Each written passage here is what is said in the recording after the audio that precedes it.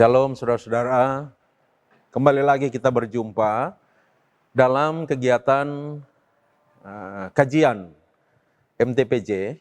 Dan saat ini kami dari Jemaat Kemim Bukit Muria Tikala Baru melalui tim multimedia hendak mengajak kita untuk sama-sama memikirkan bahan pembacaan dan pemberitaan firman Tuhan hari Minggu 16 Juli sampai dengan Sabtu 22 Juli tahun 2023. Dan bahan pembacaan serta pemberitaan firman tersebut bersumber dari Yoel 2 ayat 18 sampai 27. Nah, sebelum kita membaca dan memikirkan serta menelaah Yoel 2 ayat 18 sampai 27 ini, mari kita minta tuntunan Tuhan melalui Roh-Nya yang kudus. Kita berdoa. Tuhan, kami bersyukur untuk semua kasih-Mu yang kami alami dalam hidup kami. Kami sungguh merasakan pimpinan dan tuntunan-Mu dalam kehidupan kami. Secara pribadi, keluarga pun sebagai satu persekutuan. Di rumah, dalam perjalanan pun di tempat-tempat kami bekerja dan berkiprah. Dan Engkau menuntun, membimbing kami, itu berarti Engkau menuntun dan membimbing kami dengan firman-Mu.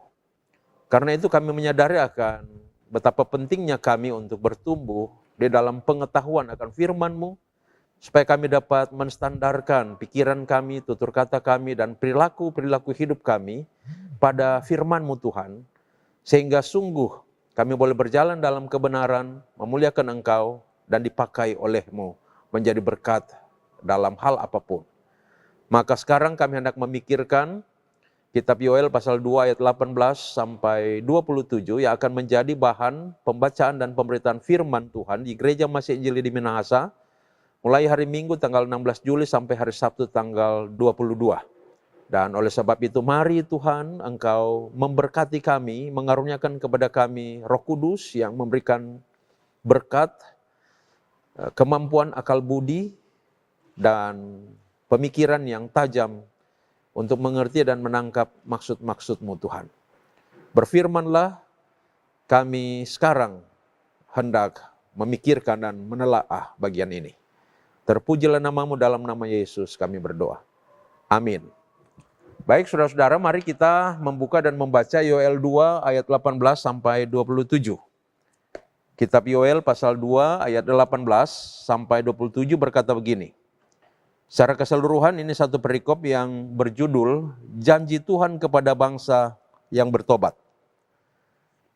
Tuhan menjadi cemburu karena tanahnya dan Ia belas kasihan kepada umatnya.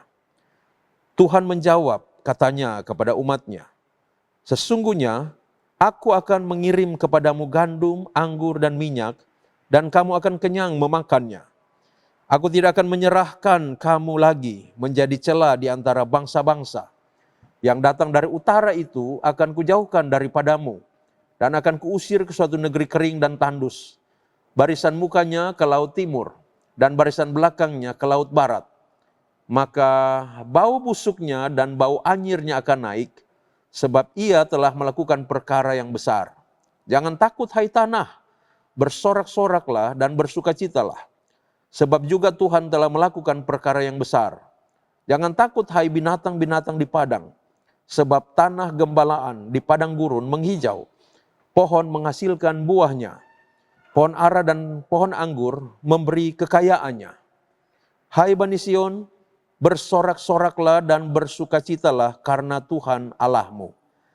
Sebab telah diberikannya kepadamu hujan pada awal musim dengan adilnya, dan diturunkannya kepadamu hujan pada awal dan hujan pada akhir musim seperti dahulu. Tempat-tempat pengirikan menjadi penuh dengan gandum, dan tempat pemerasan kelimpahan anggur dan minyak.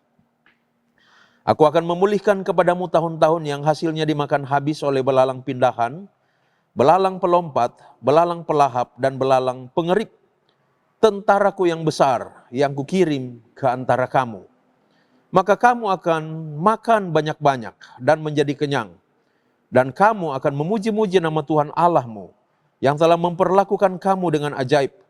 Dan umatku tidak akan menjadi malu lagi untuk selama-lamanya. kamu akan mengetahui bahwa aku ini ada di antara orang Israel, dan bahwa aku ini Tuhan adalah Allahmu, dan tidak ada yang lain. Dan umatku tidak akan menjadi malu lagi untuk selama-lamanya.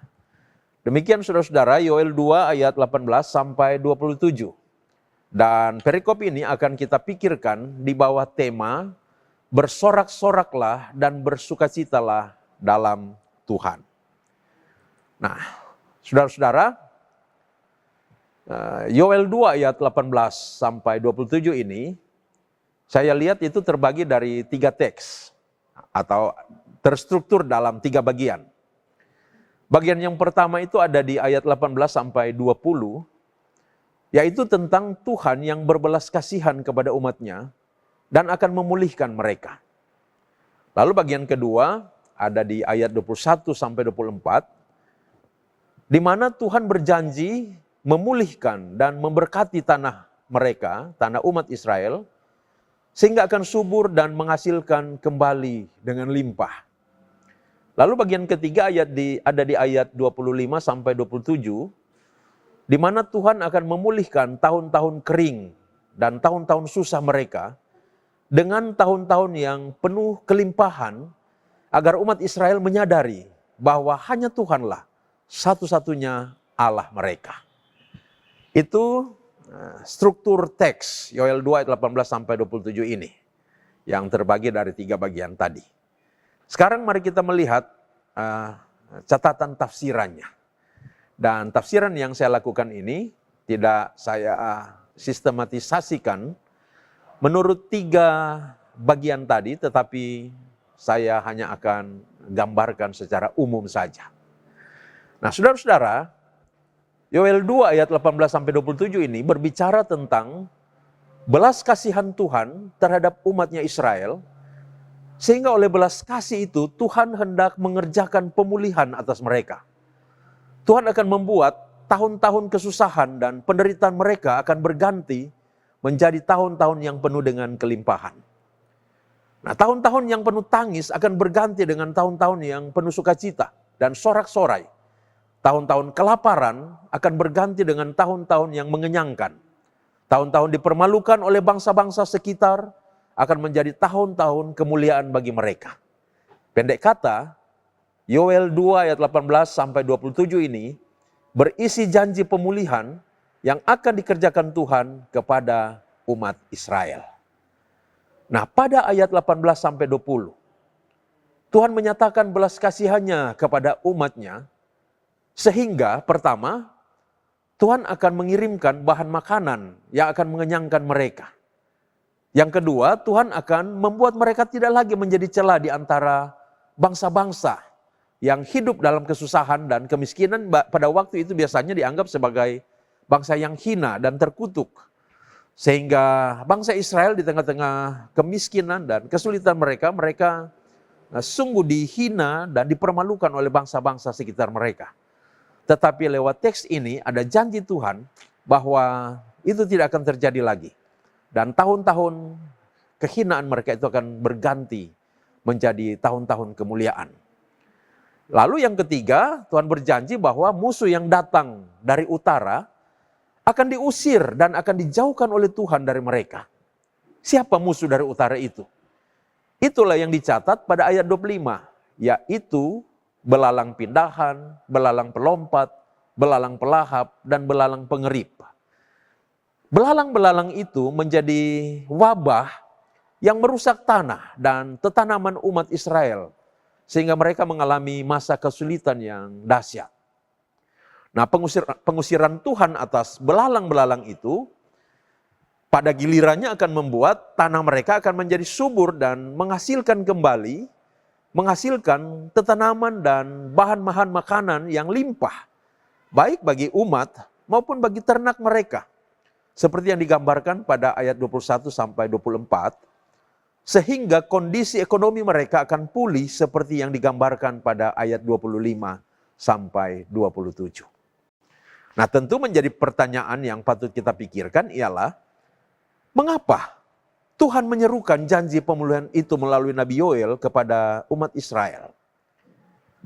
Nah, untuk menemukan jawaban atas pertanyaan ini, kita perlu menoleh ke pasal 1 sampai pasal 2 ayat 17, yaitu melihat pada perikop-perikop sebelumnya dari teks bacaan kita ini.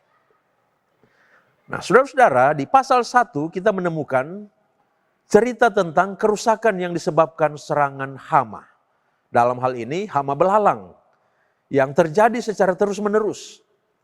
Kerusakan yang disebabkan oleh serangan hama atau wabah belalang secara terus-menerus itu tentu pertama-tama terjadi di bidang pertanian dan perkebunan mereka, dan kemudian sampai kerusakan itu terjadi pada tatanan ekonomi dan sosial umat Israel. Jadi, pasal 1 ini menggambarkan tentang malapetaka akibat hama belalang. Malapetaka itu sesungguhnya merupakan suatu tindakan pendisiplinan dari Tuhan akibat ketidaksetiaan umat maupun ketidaksetiaan dari para hamba Tuhan, sebagaimana yang digambarkan pada pasal 1 ayat 9, yang berkata, korban sajian dan korban curahan sudah lenyap dari rumah Tuhan. Nah, saudara-saudara, atas peristiwa ini, Tuhan memakai Nabi Yoel untuk menyerukan pertobatan, seperti yang digambarkan pada pasal 1 ayat 13 sampai 14.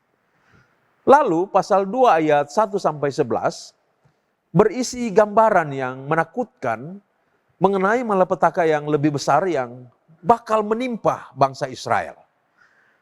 Pasal 2 ayat 1 mengatakan,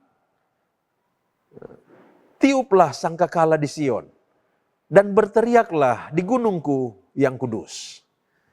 Nah, tiupan sangkakala adalah tiupan tanda datangnya ancaman dari musuh. Karena itu tiupan sangkakala di sini menunjuk pada bahaya besar yang mengancam. Sehingga kalimat selanjutnya dari pasal 2 ayat 1 ini berkata, biarlah gemetar seluruh penduduk negeri, sebab hari Tuhan sudah datang, sebab hari itu sudah dekat. Nah, tiuplah sangkakala di Sion, itu artinya bunyikanlah tanda bahaya. Bahwa hari Tuhan itu sudah dekat. Jika kata-kata ini ditafsirkan menurut arti lazimnya, saudara, maka maksudnya ialah ada bahaya besar yang mengancam pada saat itu juga.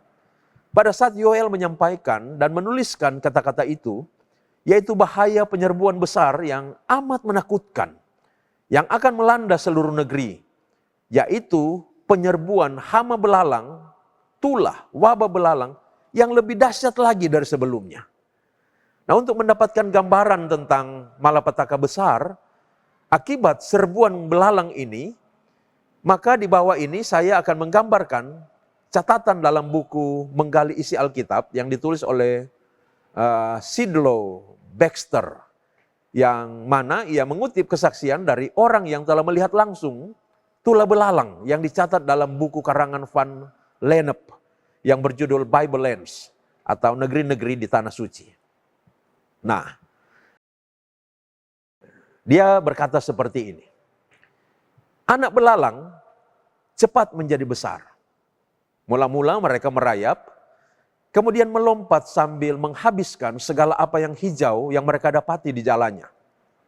Mereka bergerak lebih lambat dari api yang merembes, tetapi kerusakan yang diakibatkannya tidak kurang hebatnya.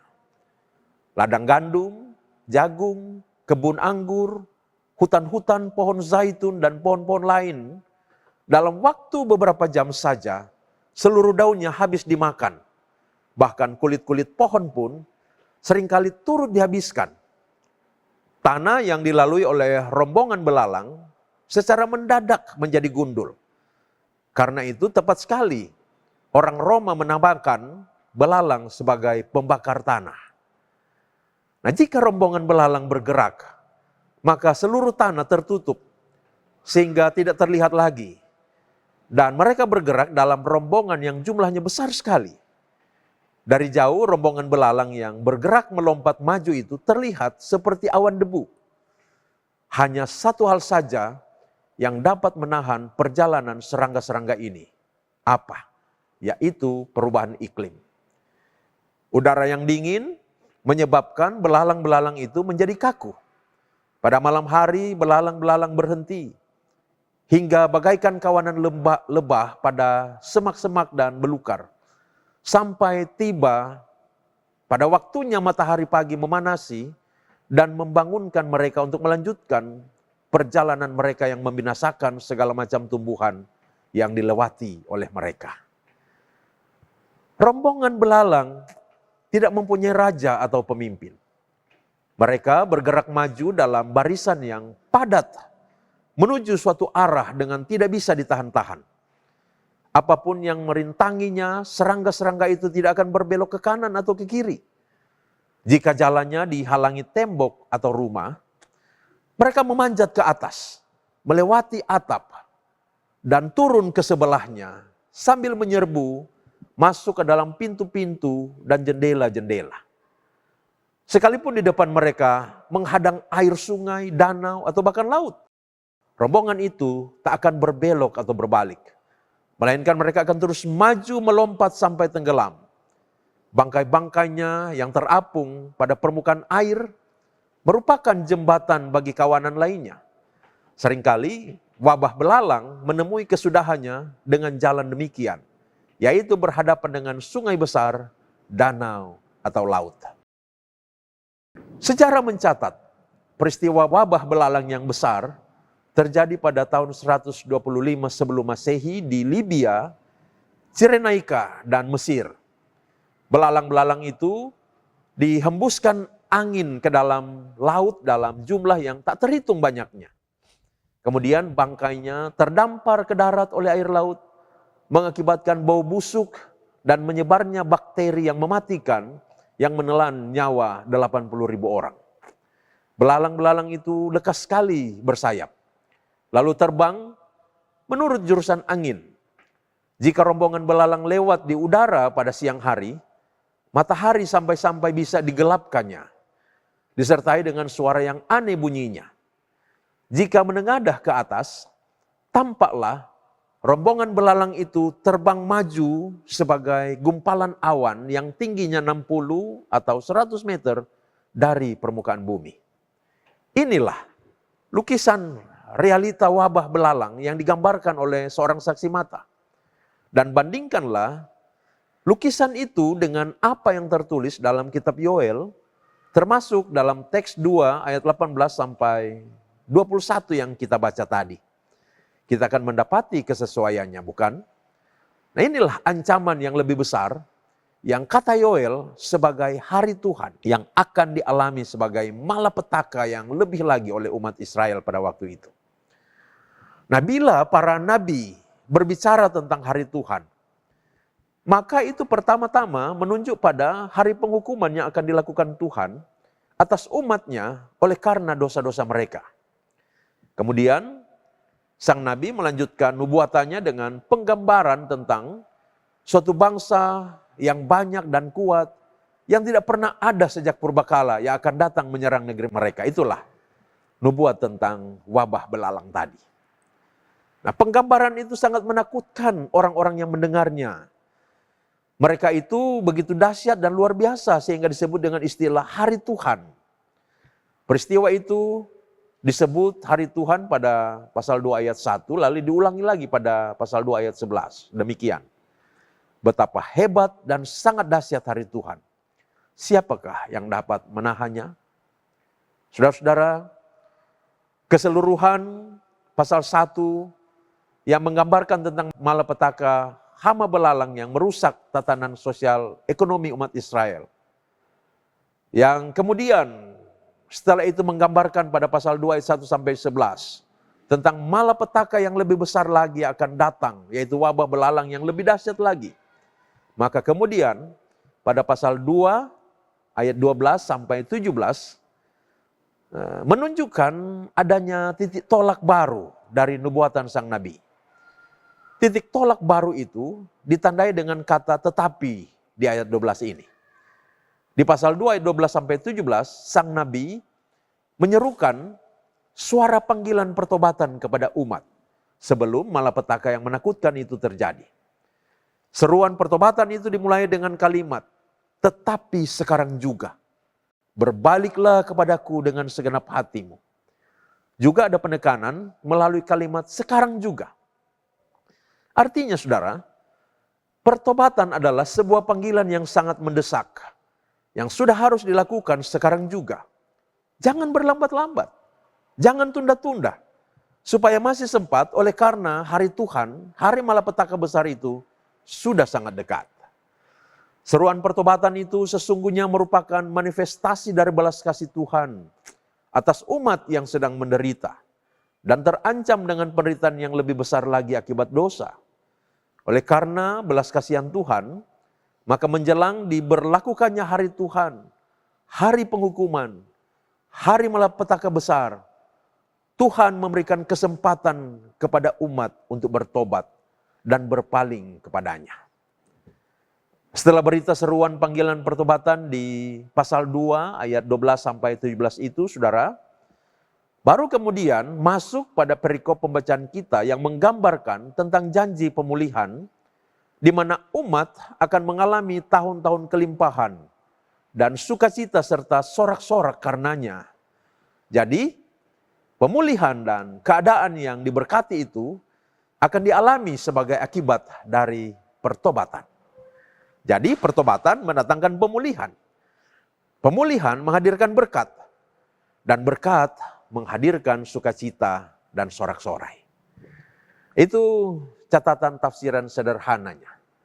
Sekarang mari kita melihat benang merah teks dari Yoel 2 ayat 18 sampai 27 ini. Dan benang merah teks ini akan kita kaitkan dengan tema tadi, saudara-saudara. Yaitu bersukacita dan bersorak-soraklah di dalam Tuhan. Saudara-saudara, teks firman yang kita telaah ini, Yoel 2 ayat 18 sampai 17, berisi berita sukacita tentang pemulihan yang akan dilakukan Tuhan atas umat Israel. Pemulihan itu ialah tindakan Tuhan berdasarkan kuasa dan kedaulatannya yang hendak menghentikan wabah belalang yang sedang terjadi, yang hendak menghindarkan ancaman wabah belalang yang lebih dahsyat lagi, yang akan segera terjadi jika umat Israel tidak bertobat. Dan yang akan mengaruniakan kepada mereka tanah yang subur, yang menghasilkan panen yang limpah, ternak yang berkelimpahan. Pendek kata, kehidupan yang diberkati, yang penuh sukacita dan sorak-sorai, itu yang menjadi manifestasi dari pemulihan yang hendak Tuhan kerjakan bagi umat Israel di zaman Nabi Yoel ini. Namun, untuk terjadinya pemulihan itu, umat harus bertobat, kembali kepada Tuhan, dan hidup setia dalam ketaatan kepadanya. Bila demikian, kunci menuju pada sukacita dan sorak-sorai adalah pertobatan, saudara. Maka sebelum kita memikirkan konsep mengenai sukacita dan sorak-sorai, mari kita memikirkan terlebih dahulu konsep mengenai pertobatan. Kata bertobat berasal dari bahasa Ibrani suf, yang artinya berbalik. Kata ini sama artinya dengan kata Yunani metanoia, yang juga artinya berbalik. Yaitu berbalik dari berhala kepada Tuhan Allah. Berbalik dari jalan yang berdosa kepada jalan yang dikehendaki Allah. Nah, dalam pandangan John Calvin, ada dua jenis pertobatan. Yang pertama, pertobatan yang ia sebut dengan istilah conversion. Dan yang kedua, pertobatan yang ia sebut dengan istilah repentance. Conversion, itu terjadi di awal beriman. Itulah juga yang disebut dengan istilah lahir baru, atau kelahiran kembali, di mana seseorang untuk kali pertama meninggalkan kehidupan di dalam kegelapan dosa dan mulai beriman, menyerahkan diri kepada Tuhan Yesus. Nah, saat seseorang bertobat dan beriman kepada Tuhan Yesus, karya penebusan dosa yang Yesus lakukan di kayu salib diberlakukan atau dimeteraikan Roh Kudus kepada orang itu, sehingga orang itu dibenarkan di hadapan Allah dan dilahirkan kembali sebagai anak Allah.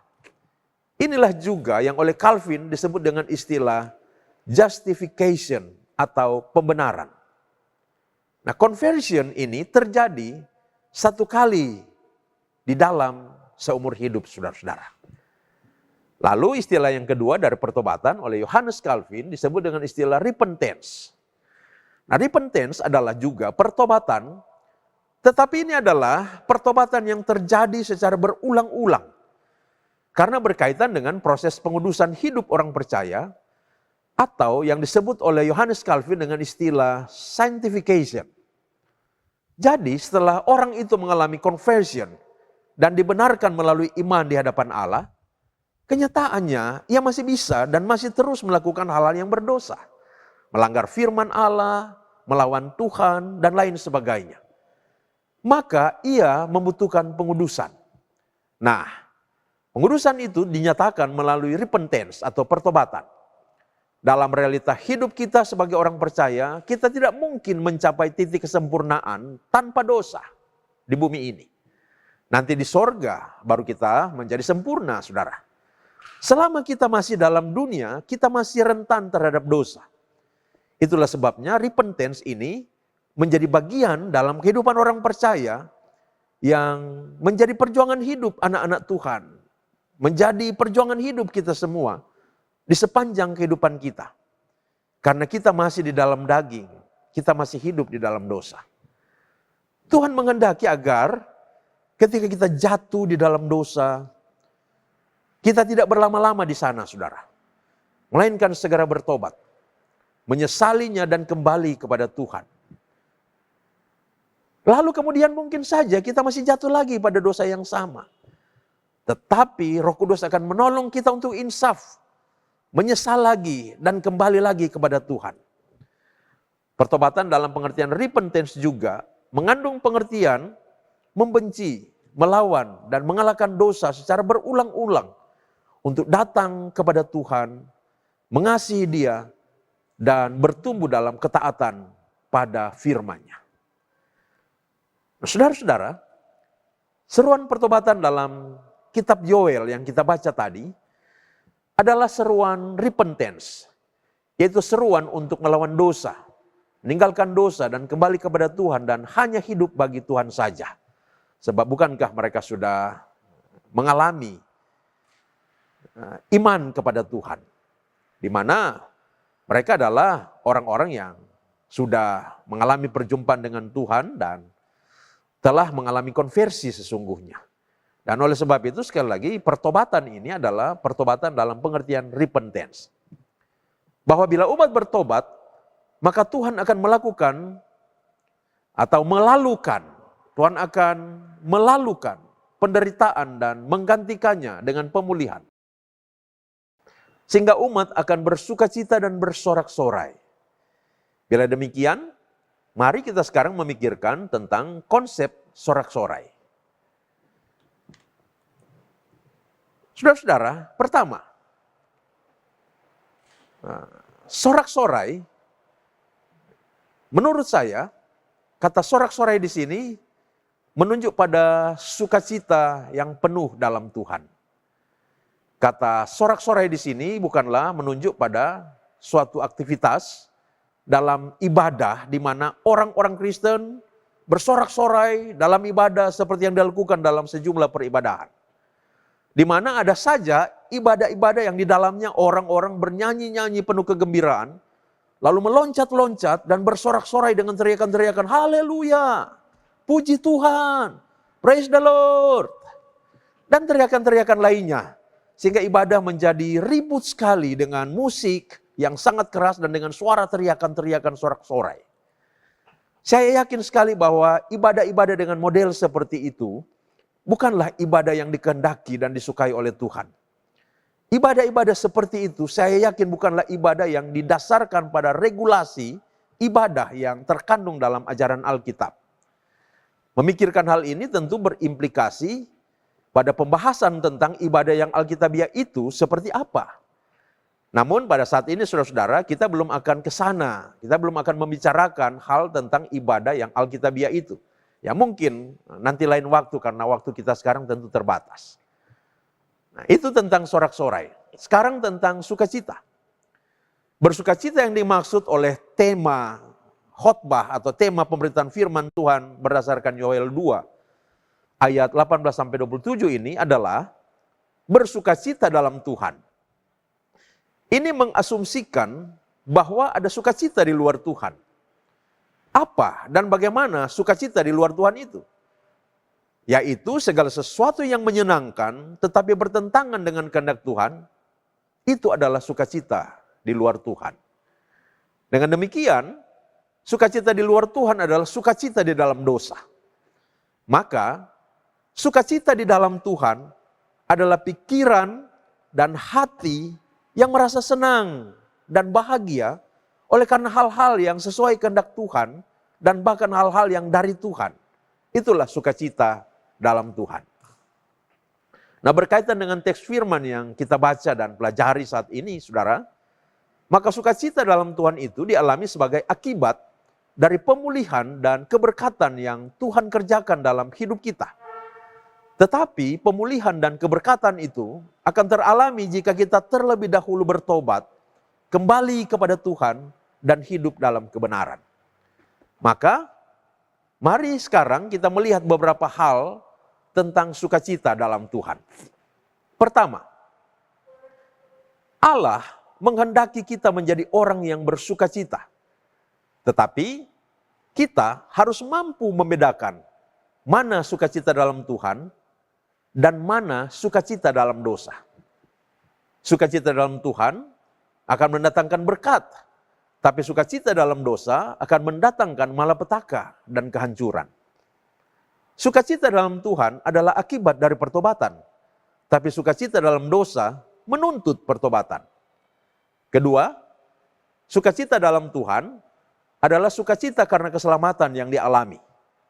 Keselamatan, hidup kekal adalah alasan pertama dan utama membuat kita orang percaya hidup dalam sukacita. Bahkan, bila kita senantiasa menghayati hidup yang sudah ditebus dan diselamatkan oleh Tuhan, ketika kita sakit pun, ketika dalam penderitaan kita akan bersukacita. Ketika dalam kesesakan kita akan bersukacita. Dan bahkan ketika ajal telah di depan mata pun, kita akan tetap bersukacita, saudara. Sukacita seperti ini adalah sukacita yang metafisis. Sukacita yang metafisis artinya sukacita yang melampaui hal-hal fisik jasmania kita. Di mana hal-hal fisik jasmania kita ini penuh keterbatasan. Tetapi hal-hal yang fisik jasmania yang penuh keterbatasan itu tidak akan pernah dapat membatasi dan menghalangi kita untuk bersukacita. Yang ketiga, sukacita dalam Tuhan adalah sukacita karena keberkatan hidup dalam pemeliharaan Tuhan. Ketika kita bertobat dan beriman sungguh kepada Tuhan Yesus, kita pun akan mengalami pemeliharaan Tuhan. Dan dalam pemeliharaannya, kita akan tercukupkan dalam segala kebutuhan. Saudara, kalau kita hidup di luar Tuhan, jangan kira kita akan mengalami pemeliharaan Tuhan. Sama sekali tidak. Tetapi kalau kita hidup dalam persekutuan dengan Tuhan Yesus, percayalah. Tuhan yang akan menjadi penentu hidup kita. Apapun yang terjadi dalam hidup kita, Dia akan pelihara kita. Dia akan cukupkan kita. Dia akan kuatkan kita, Dia akan teguhkan kita, Dia akan beri hikmat kepada kita. Segala yang kita butuhkan dalam hidup ini akan dikaruniakan oleh Tuhan. Yang keempat, sukacita dalam Tuhan adalah sukacita karena melihat orang lain mengalami keselamatan dan keberkatan dalam Tuhan juga. Orang yang bersukacita dalam Tuhan tidak akan bersuka jika melihat orang lain belum diselamatkan dan belum mengalami keberkatan Tuhan. Oleh sebab itu orang yang bersukacita dalam Tuhan akan menopang penuh pekerjaan pelayanan dan penginjilan agar lebih banyak orang yang mendengarkan Injil supaya bertobat lalu dipulihkan Tuhan untuk mengalami keselamatan dan keberkatan. Yang kelima, sukacita dalam Tuhan adalah sukacita yang selalu termanifestasi dalam syukur melalui ibadah bersama dan doa-doa pribadi untuk senantiasa berucap terima kasih kepada Tuhan sumber segala yang baik bagi kita. Yang terakhir, sukacita dalam Tuhan adalah sukacita untuk membuat Tuhan bersukacita melalui kehidupan yang berjalan dalam kebenarannya. Tidak mungkin saudara-saudara kita bersuka cita dalam Tuhan, tetapi Tuhan sendiri berduka melihat kehidupan kita yang tidak benar. Karena itu sukacita yang sejati adalah sukacita ketika kita hidup dalam kebenaran oleh karena firman Tuhan. Terpujilah Kristus. Demikian telaah sederhana kita atas Yoel 2 ayat 18 sampai 27 ini saudara-saudara. Kiranya ini menjadi berkat rohani bagi kita sebagai hamba-hamba Tuhan dalam mempersiapkan pemberitaan firman Tuhan di minggu yang akan datang 16 sampai 22 Juli. Tetapi juga kita yang tidak bertugas untuk memberitakan firman nanti, saya percaya juga dapat diberkati oleh konsep telaah yang sederhana ini. Mari kita berdoa. Tuhan, terima kasih untuk pembelajaran firman yang sudah Engkau berikan kepada kami pada saat ini. Melalui pengajaran-Mu ini, kami diingatkan bahwa kehidupan yang penuh sukacita itu harus dijalani di dalam Tuhan. Dan kehidupan yang penuh sukacita itu akan kami alami jika kami memiliki persekutuan hidup dengan Kristus. Maka melalui firman ini Tuhan, jika Engkau mendapati ada anak-anak-Mu yang telah hidup jauh daripadamu, berkanjang di dalam dosa,